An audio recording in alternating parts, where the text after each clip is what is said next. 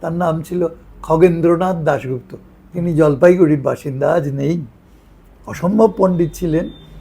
তার পাণ্ডিত্যের পরিচয় আমরা আর্য সভ্যতার সন্ধানে, ওর লেখা বই আছে, যার মধ্যে আমরা এর ছাপ পাই।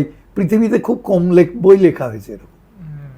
হ্যাঁ, তা উনি এক জায়গায় লিখছেন এরকম যে বেদের ভাষা দুরূহ, রহস্যজনক, এবং এটা বুঝতে গেলে এই পরিমণ্ডলের মধ্যে মানুষ না হলে হবে না। যেমন কেউ যদি পড়ে যে এক ভদ্রলোক তিনি দৌড়াতে দৌড়াতে আস্তে আস্তে পথিমধ্যেই পটল তুললেন।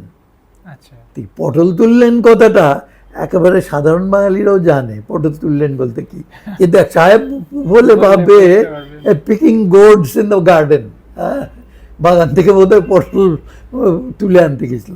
তো এই ধরনের